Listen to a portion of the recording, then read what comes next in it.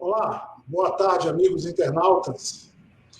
Hoje a gente está começando uma série de lives chamada Futebol e Coisas Sérias. Hoje o nosso tema é futebol, ciência e negacionismo. Essa é uma live conduzida por mim, por Milton Madeira e pelo Luiz Aguayo. Hoje nós recebemos a repórter especial da Folha de São Paulo, Cláudia Colucci, especializada na cobertura de ciência e saúde. A Cláudia é mestre em História da Ciência pela PUC São Paulo e é também pós-graduada em Gestão de Saúde pela FGV. A gente tem visto recentemente algumas polêmicas no mundo do futebol. A Federação Paulista de Futebol e a CBF insistem em dizer que o futebol é 100% seguro e que a ciência dá aval a essa suposta segurança. O neurocientista Miguel Nicoleles discorda e afirma que este argumento é negacionista. Aí tem uma pergunta para a Cláudia. Boa tarde, Cláudia. Tal qual foi a NBA meses atrás, o futebol é um universo à parte em meio a essa tragédia mundial? Boa tarde, Romilson. Boa tarde, Luísa Black. Prazer estar com vocês, internautas aí. Olha, não é um mundo à parte, né? Eu acho que se a gente pudesse excluir as questões políticas e econômicas que envolvem o mundo do futebol, ninguém em sã consciência, pensando hoje do ponto de vista sanitário, consideraria o futebol, por exemplo, um serviço essencial, que deva nesse momento estar funcionando, né? A gente está vivendo por dia uma média de 3 mil mortos. Nós estamos com as UTIs de todas as capitais brasileiras praticamente lotadas, 90% de ocupação. Então, assim, a gente está vivendo um dos piores momentos da pandemia. Então, do ponto de vista sanitário, eu concordo totalmente com o Miguel Nicoleles que não é o momento, né, da gente estar voltando, mas aí tem toda essa questão econômica, né, tem todo o debate, por exemplo, até quando, então, a gente manteria isso, qual o momento de voltar. Aqui em São Paulo, né, estamos voltando esse final de semana, depois de um acordo do Ministério Público com o governo do Estado, que chegaram à conclusão que é possível ter segurança. A questão é quem fiscaliza isso tudo, né? Essa obrigatoriedade dos exames, que foi firmado aí como sendo um elemento para a liberação da volta. Então, eu acho que só o tempo vai dizer, né, se realmente foi uma decisão acertada ou não. Excelente. Tem um aspecto também que eu acho que era legal a Cláudia comentar, que é 2 aspectos, na verdade. Primeiro, se a gente for comparar com países da Europa, um argumento que se usa aqui no futebol brasileiro é que na Europa o futebol não parou. Aí eu estava puxando aqui um dado só para comparar com a Espanha, né, que é um país bastante que gosta muito de futebol e tal, quer dizer, dá até para comparar com a gente, tem uma linha latina aí e tal. Lá o total de mortes por dia é de 30, 40, né? Aqui já a gente está chegando aos 4 mil, né?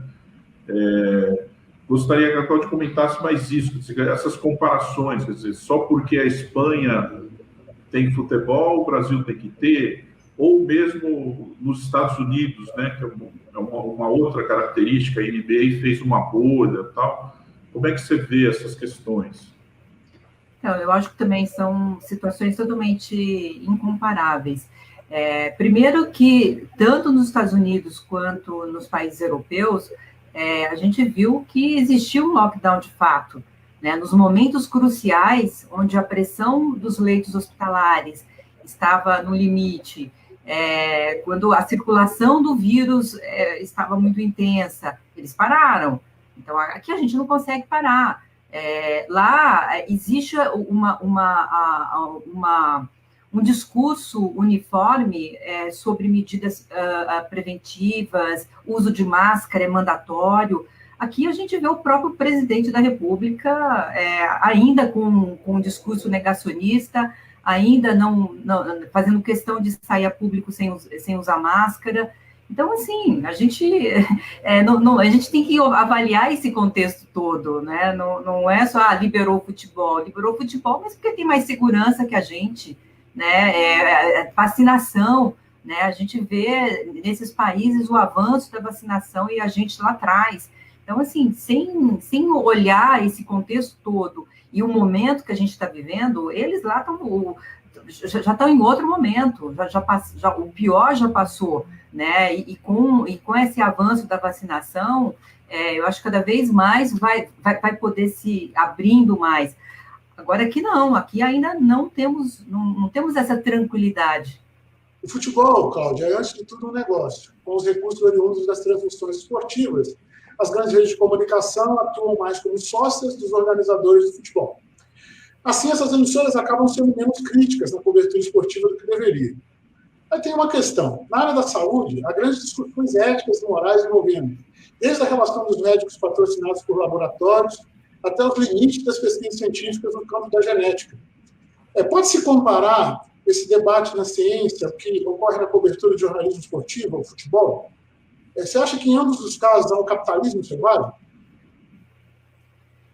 Então, olha, eu primeiro tenho que dizer que, assim, do mundo de futebol eu entendo muito pouco, né, das relações, do jornalismo esportivo, enfim, com as grandes corporações, mas me parece, assim, qualquer atividade econômica forte, né, futebol é uma delas, saúde é uma mega indústria, a gente tem esses conflitos de interesse, sim, né, que são muito já bem documentados, né, na ciência e na saúde. Isso, a relação, enfim, os conflitos de interesses entre a indústria da saúde, os profissionais que dela participam, né, os médicos, os profissionais de saúde de uma forma geral, e o jornalismo de saúde, sim, tem influência, né? A gente vê, por exemplo, agora isso já foi muito mais regulado, especialmente nos Estados Unidos e países europeus, a relação de viagens patrocinadas, de congressos médicos. Então, por exemplo, é uma prática hoje, todo cientista que vai dar uma palestra, um médico que vai dar uma palestra, declarar um conflito de interesse antes de começar, se ele está recebendo alguma verba para pesquisa daquela indústria que ele vai estar falando, se ele viajou, enfim, ele sempre precisa declarar isso, né? E pega muito mal quando não faz e os pares ficam sabendo. Então, assim, no futebol eu não sei se tem essa prática dessa declaração de conflito, não sei se tem, mas embora isso não seja a solução, já traz um pouco mais de transparência, né? Você sabe onde você está pisando, né? A hora que você vai entrevistar um médico, não que eu acho que ele vai invalidar a minha entrevista, se ele é o principal pesquisador de determinado assunto e recebeu uma verba de um laboratório. Ok, mas o leitor tem que ficar sabendo disso. Então, eu acho que para qualquer área econômica é fundamental que o jornalismo comece a abordar isso também, deixar transparente qualquer tipo de conflito de interesse envolvido. O Milson vai fazer um comentário ou não em cima dessa... Essa questão da economia, né, ou dos interesses econômicos, é sempre muito complicada, né, em qualquer área que se pensar, né, de atuação. E no futebol, nos esportes em particular, isso é bastante complicado. A gente tem alguns dilemas éticos aí muito sérios, né? Particularmente sobre o que a gente está tratando hoje, a gente viu um certo absurdo, né, um descalabro, porque partidas não poderiam ser disputadas no estado de São Paulo, mas os clubes de São Paulo puderam disputar algumas partidas em outros estados. Isso mostra a falta de seriedade de quem organiza o esporte com a própria questão sanitária, com a própria gravidade, né, dessa crise sanitária. Obviamente, o interesse econômico ele é fundamental no mundo do futebol, porque o mundo do futebol é uma das indústrias mais ricas do planeta Terra, né? A movimentação econômica do futebol é algo astronômica, né? Os salários dos jogadores de futebol, que são muitas vezes considerados absurdos, na verdade, eles são a retratação de uma indústria muito rica. Só se paga bem para o atleta porque clubes e patrocinadores e organizações de futebol e emissoras de TV têm muito lucro com aquela atividade. E essa questão realmente teve um peso, tem tido um peso muito grande durante essa crise sanitária.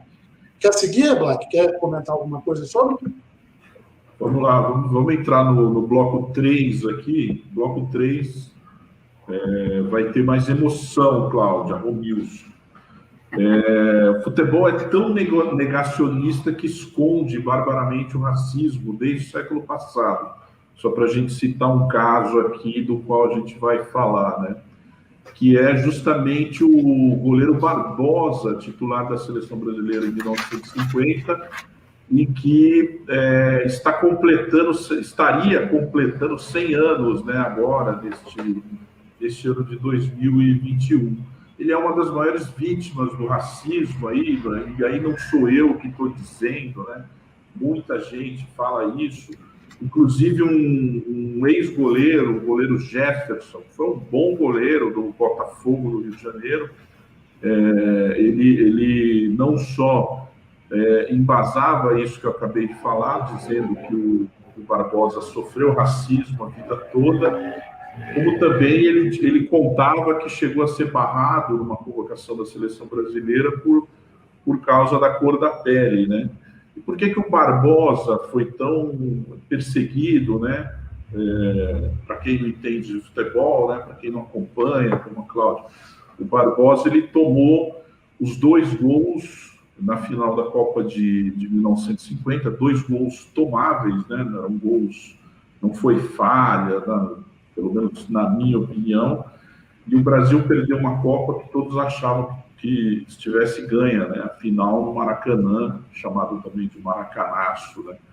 Então, por conta desses 2 gols, repito, não foram falhas, ele praticamente carregou o peso dessa derrota, e só deixou de ser tão emblemática recentemente, né? Quando a Seleção Brasileira tomou de 7-1 em pleno Mineirão na Copa de 2014. Barbosa deu uma entrevista nos anos 80 e ele afirmou o seguinte: a pena máxima para crimes no Brasil é de 30 anos. A nós, ele falando da seleção, dos jogadores da Seleção Brasileira de 50, não, a pena nunca acaba, né? Ou seja, naquele momento ele estava dizendo que aquele time, e ele especificamente, sofreu com essa derrota histórica aí. Aí eu pergunto para o Romilson, na sequência gostaria de ouvir a Cláudia. A pergunta é a seguinte: o futebol é mais racista que a nossa sociedade brasileira? O futebol é tão racista a ponto de você ter esse exemplo aí que a gente descreveu sobre o Barbosa? Uma das questões mais sérias, né, do racismo é que ele desumaniza quem é objeto, né, quem é foco, quem é alvo do racismo. E tudo que o Barbosa passou foi desumano, em função do que, quando se analisa aquele jogo, essas imagens, né, as poucas imagens que se tem na época deixam claro que a falha dele não houve e que o que aconteceu aquele dia aconteceria num jogo de futebol normalmente. Então, o rótulo que se coloca no Barbosa, na verdade, é um rótulo que se quer colocar no negro brasileiro de incompetente, né? Desumanizá-lo. Então, quer se criar essa incompetência. Quando não se consegue colocar o rótulo de incompetência em todos os jogadores negros, visto que o maior jogador negro da história, o maior jogador da história do futebol é negro, mas precisa se achar um caminho para que se coloque também no futebol esse viés do racismo tão nefasto na nossa sociedade.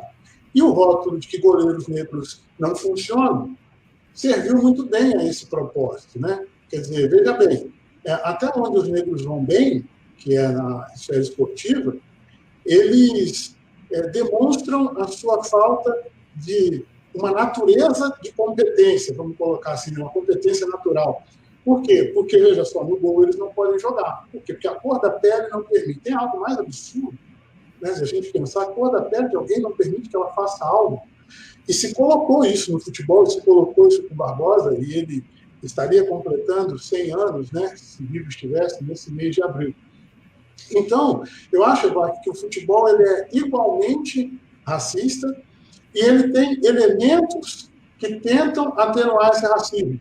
Disse agora há pouco, eu disse, os altos salários dos jogadores de futebol. Aparentemente, eles são aceitos, estão inseridos na sociedade.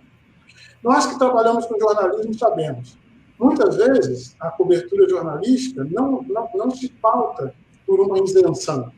E aí, quando algo acontece com um notório jogador de futebol negro muito bem sucedido, o tratamento dado a ele é um tratamento equilibrado por parte da imprensa? Ou é um tratamento muitas vezes enviesado desse racismo estrutural que está contido na nossa sociedade? Essa é uma questão muito séria, né? Porque eu costumo dizer o seguinte, a questão é igualar, né? Quando se fala de problema racial, nós temos que igualar, não é uma questão de tolerar, porque tolerar, a gente tolera coisas que não são nada boas na vida da gente, né? Às vezes a gente toma remédio com gosto ruim, a gente tolera porque a gente precisa. Não é isso, a gente precisa integrar, igualar. E mesmo o mundo do futebol não é igual. Vamos pensar nos cargos de gestão, para dar um outro exemplo. Os cargos de gestão no futebol têm negros, ex-atletas ou negros formados para isso, né? Não, muito raramente. Cargos de gestão. Mesmo técnico, né? Que tem uma competência pré-estabelecida aí, que é a experiência em campo, né? Exato. Vários jogadores são técnicos. Nem tem, nem nos cargos de gestão, nem na gestão das comissões técnicas. Raro de encontrar. Por quê? Porque, então, o cérebro do negro serve para lhe dar habilidades para dentro do campo, né? Mas não lhe dá habilidades para gestão? Não é isso. Absolutamente é um retrato, né, que iguala o futebol à nossa sociedade, ao meu ver. Racista e nefasta, né? Infelizmente. É muito interessante essa colocação, porque, assim, quando a gente olha para... É claro, a gente vê o racismo em qualquer setor da sociedade brasileira, né? Quando a gente vai na área da medicina, da ciência, por exemplo, né, a gente... são poucos médicos negros ingressando nas universidades públicas e tal, e quando você vai para os cargos de gestão, aí esquece também, né? Só que aí, por outro lado, eu imagino, eu não sei se vocês têm esse dado, mas hoje, assim, a gente pegar todos os jogadores brasileiros, qual a raça, cor, qual é a divisão? A gente tem uma ideia, assim, de qual o percentual de jogadores brasileiros pretos e pardos, por exemplo? Deve seguir a nossa sociedade, assim, em alguns campos, né? Mas deve seguir o IBGE geral, tá. Porque os negros são... Desculpa, Robinson, não tenho de cabeça, mas negro no Brasil deve ser o quê? 60%? 50%? Passa de 50%. Passa de 50%, né? No último censo passava de 50%, coisa de 51%, 52%. Porque o futebol tem isso. Só um comentário rápido para você continuar, Cláudio. O futebol tem isso, né? A técnica é muito valorizada, tanto que os melhores jogadores estão aí e ninguém vai dizer, não quero você porque você é negro, o cara não é louco, né? Começar pelo Pelé e tal. Então, como a técnica é muito valorizada, o negro se destaca, né? Agora, se você pegar isso que o Romildo estava falando, se tiver uma junção, né? Fala, peraí, é técnica e algo mais, gestão. Aí você tem aí o racismo aparece. Sim, concordo. Não, é porque eu imaginei o seguinte, é um universo que você tem muito mais, ainda que seja pare ali com os números, já é um avanço pensando em outras áreas que você quase não tem negro, né? E aí seria justamente um ambiente fértil pela técnica, pelo conhecimento, tudo né, dessas pessoas ocuparem lugares de gestão e mesmo como técnico, enfim, né, que não tem muita representatividade, né? Exatamente, né? Essa é uma porta que, se a gente tivesse o mínimo de condição de proposta igualitária na nossa sociedade, estaria escancarada para os negros, né? E ela não está por isso, porque a gente tem esse componente racial que, infelizmente, contamina tudo na nossa sociedade, e o futebol não é diferente, com certeza. Para dar um crédito aqui a um comentarista, só não vou dar o crédito do nome, mas vou dar o crédito da Sport TV. Essa semana se discutiu o racismo por algum motivo, ele estava falando sobre o Barbosa, né, e falou sobre o racismo consequentemente. E ele fez uma análise que vai um pouco ao encontro do que o Romilson estava falando, que na questão do goleiro, você tem uma expectativa de que o goleiro seja uma liderança em campo, né? O goleiro é aquele que orienta a defesa, que tem uma função importante ali naquele setor do campo, né? Que é o setor defensivo, que é vital. Se você não tem uma boa defesa, você toma gols, né? E não à toa, muitas vezes o goleiro é capitão, né? Grandes goleiros foram capitães, Leão, estou lembrando um dos mais antigos aí, né? Então você tem muito isso de o goleiro ser uma liderança. E aí o racismo é forte exatamente nesse sentido que o Romilson estava falando, né? Quer dizer, se o goleiro é negro, ele não teria competência para liderar aí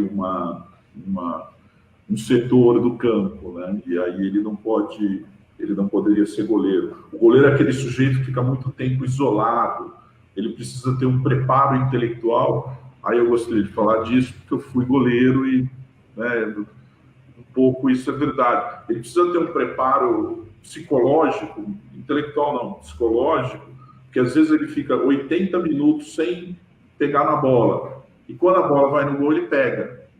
Esse preparo psicológico é importante, porque quem não tem um preparo para segurar essa realidade pode sofrer as consequências. Isso é a pura verdade. Obviamente, porque eu discordo que não é porque o sujeito é negro que ele não teria esse preparo psicológico. Tanto que a gente teve goleiro titular na seleção brasileira, que foi o Dida, excelente goleiro e tal, e infelizmente temos poucos goleiros negros, né? Acho que a estatística legal a ser feita é essa, né? Contar goleiros negros no futebol. Hoje não me recordo de algum goleiro de destaque, seja no Brasil, não estou me lembrando aqui. Enfim, mas é isso.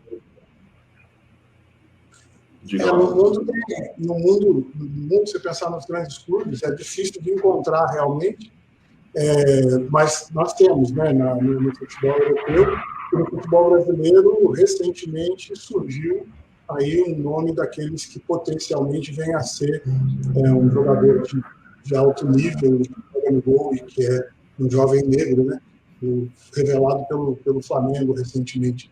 Mas, verdade, muito bom. Mas a gente lembra porque é raro, né? Se fosse assim, algo comum, a gente talvez tivesse muitos nomes a dizer e tal. Então é tão raro que a gente consegue apontar quem é quem.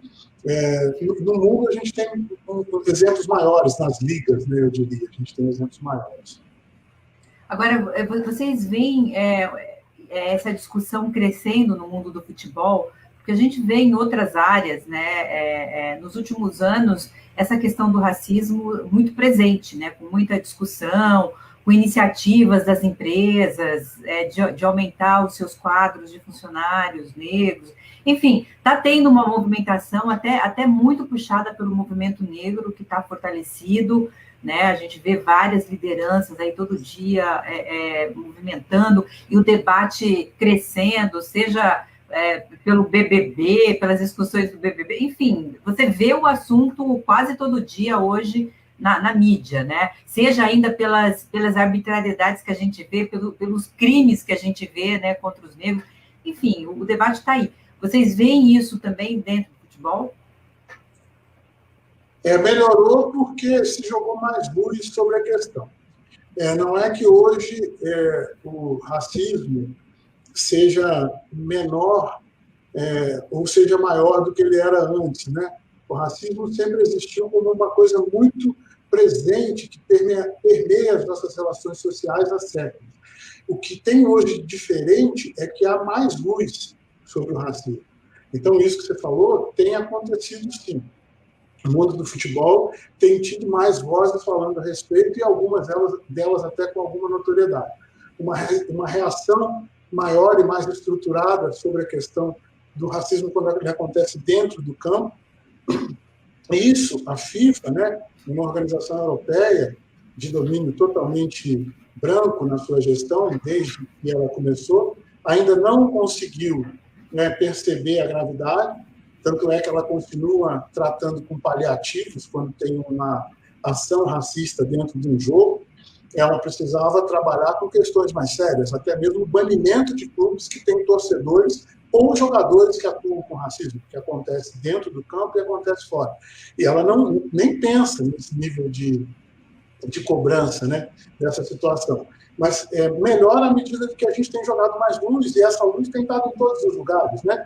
Nos programas televisivos, nas novelas, nas redações, nos espaços da sociedade como um todo. O futebol coloca isso. Só que a gente sofre por uma outra questão estrutural, que é a falta de formação cidadã do nosso povo, né? Em outros espaços, a educação dá uma formação cidadã muito mais consistente, né? Então, entender esse espaço que se vive como cidadão, às vezes é difícil para o jogador de futebol, que já tem uma trajetória, muitas vezes, extremamente complicada em termos de sobrevivência, né? Ele chega a uma condição de excelência em termos de profissão, de salário, sem ter tido, muitas vezes, uma base educacional que sustente depois um olhar mais consciente sobre as questões. A gente tem um contraponto a isso, por exemplo, no basquete norte-americano. O basquete norte-americano é notório desde a década de 90 por ter atletas de alto nível que têm uma enorme consciência da sua postura como cidadão, que se coloca como cidadão e que cobra essa questão do racismo muito fortemente. O movimento do basquete norte-americano contra o racismo é exemplar. E muitas vezes não é só uma questão de contingente, de quantidade de atletas. Veja só, a Fórmula 1 tem até hoje um único piloto negro de destaque. Existiu um outro piloto negro na década de 70 que fez alguns testes, mas que não chegou efetivamente a disputar a Fórmula 1. E o único piloto negro da Fórmula 1 que efetivamente foi titular na vaga de uma equipe é possivelmente o maior piloto da história da Fórmula 1. Né? Eu digo possivelmente para tirar da minha opinião e cair na questão dos números, né? Ele tem se consolidado, Lewis Hamilton, como o maior piloto da história da Fórmula 1, em função dos recordes que ele tem conseguido quebrar. E ele sozinho, por conta da sua estrutura educacional, familiar, ele conseguiu enxergar que ele precisava se posicionar em relação a isso. O posicionamento é obrigatório? Não há lei nenhuma que vá obrigar ninguém nunca a se posicionar nesse sentido, né? Mas ele é fundamental para quem tem consciência. E o nosso atleta de futebol, infelizmente, ele não tem essa formação para ter consciência da gravidade do que acontece com ele, o que é uma pena. Isso faz demorar mais a transformação a acontecer. E aí, pensando, né, em negacionismos e tal, a gente vê nesse momento, né, que se nega tanta coisa, nega a ciência, né, nega a eficácia da vacina. A gente vê sempre nesses debates, né, eu vejo alguns comentários quando eu tenho estômago para ler, essa questão do racismo, de muita gente querendo negar ainda, né, que exista, né? Então, só linkando todo o negacionismo, a gente vê isso posto muitas vezes nessas pessoas que acham que a Terra não é redonda, não é plana, enfim, é plana. A gente vê ainda esse negacionismo do racismo, né? Sem dúvida alguma. A nossa produção aqui está nos avisando que o tempo regulamentar está chegando ao final e o roteirista me escalou para encerrar esse programa de estreia nosso. Quero agradecer a presença da Cláudia, quero agradecer ao Romilson, quero agradecer os patrocinadores que nós não temos ainda. Nós ainda faremos muito sucesso e teremos vários patrocinadores. Eu queria citar nominalmente todas as pessoas que curtiram a página do Romilson, mas assim, foram tantas curtidas que eu não consegui acessar, deu problema aqui no celular, eu não consegui acessar ali, uma falha da nossa produção, peço desculpas. O volume muito, né?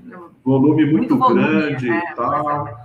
E eu, no encerramento, eu pensei assim, esse tema é tão pesado que mereceria encerrar a nossa live aqui ao som de um blues melancólico dos anos 20, 30, uma Bessie Smith, né? Já que a gente está falando de racismo, Bessie Smith morreu em consequência de um racismo pesado e tal, pode ser isso. Robert Johnson, né? Mas a nossa produção falhou e não conseguiu colocar aqui ao vivo. Agora, nem deu tempo da gente falar das teorias raciais do século XIX. Ainda há tempo, Cláudia, se você quiser. Mas deixa para uma outra oportunidade. Quero agradecer a vocês e muito obrigado. Até a próxima. Até a próxima. Obrigado. Tchau, tchau.